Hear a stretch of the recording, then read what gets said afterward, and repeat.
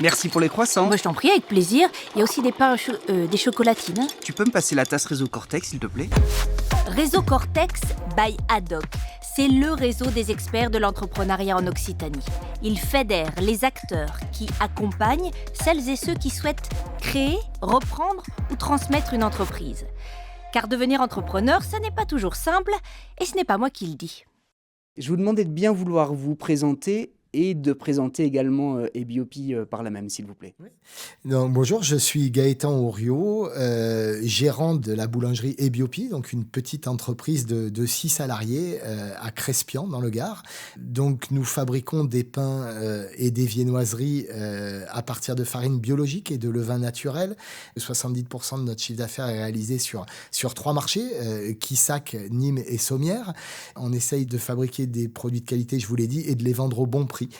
Donc on est souvent qualifié de pas cher par rapport à la qualité de nos produits et j'avoue que pour moi c'est une fierté.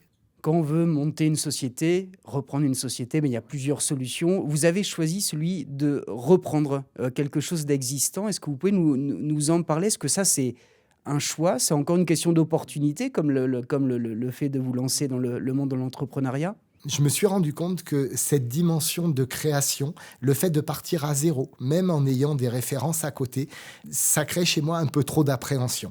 Et c'est la raison pour laquelle je me suis dit, je dois reprendre une activité qui existe, avec un savoir-faire, avec une clientèle qui avait fait ses preuves, qui avait une histoire. Parlons un petit peu d'une partie prenante importante dans le cadre d'une reprise, c'est le cédant. On avait commencé à l'évoquer. Vous pouvez nous expliquer un petit peu qui est cette personne avec qui vous vous êtes retrouvé à discuter? Pendant combien de temps vous avez discuté avec lui? Lui aussi a eu une première activité, il était designer graphique. Et quand il a créé cette entreprise, il y a plus de 25 ans en arrière, il est descendu avec sa boule de levain, une table de camping, et il a commencé à fabriquer ses pains chez lui, à les cuire dans le four d'une petite miellerie. Et puis au fur et à mesure, il a construit cette entreprise. Donc c'était plus qu'une entreprise, c'était son bébé. Et donc il m'a raconté son histoire, cette histoire m'a plu.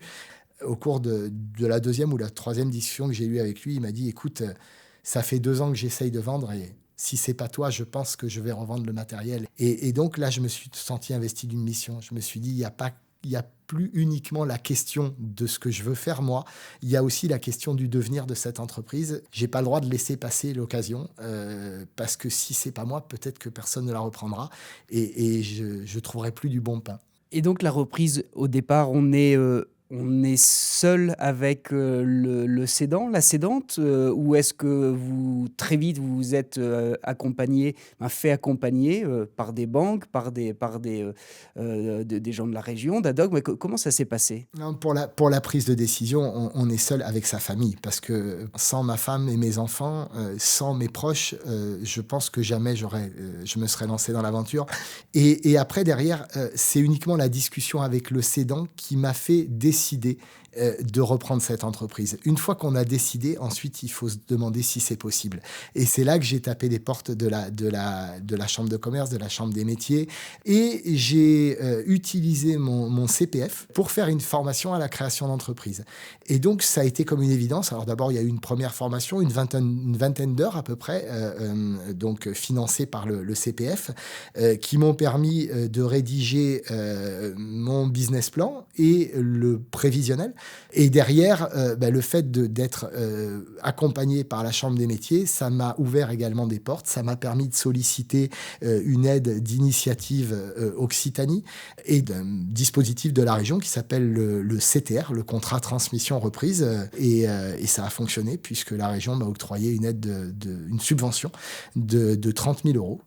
Est-ce que vous pouvez nous dire un petit peu les premières choses que vous êtes dites en termes d'amélioration, en termes de changement, en tout cas, par rapport à ce que vous avez trouvé en arrivant? Il y a des choses qui sont tombées sous le sens? J'ai beaucoup parlé, beaucoup écouté et je me suis dit que la première des choses à faire, c'était de faire aussi bien que mon prédécesseur et que donc il n'y avait pas de grands changements. Voilà, on verra ça pour la suite. Et là, il y a 2 axes de développement possibles, hein. Le premier, c'est de faire un marché supplémentaire, puisque le plus gros de mon chiffre d'affaires, je le réalise sur les marchés. Et le deuxième axe de développement, c'est peut-être de multiplier les points de vente, c'est-à-dire les magasins partenaires. Vous avez découvert des choses en vous que vous ne connaissiez pas avec cette aventure, des qualités, des défauts peut-être aussi, des peurs peut-être? Alors découvert, je crois pas, mais plutôt renforcé dans l'idée que j'avais des qualités et des défauts et qu'il fallait vivre avec et faire en sorte de mettre les défauts au second plan et les qualités au premier. Voilà, on va dire ça comme ça. J'ai la sensation de prendre du plaisir avec mes clients.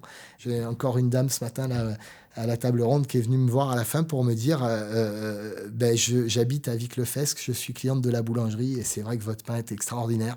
Et ben, si vous voulez, pour moi, ça vaut tout l'or du monde qu'on me dise que le pain qu'on fabrique est très bon, quoi. Voilà. Merci beaucoup. Merci à vous.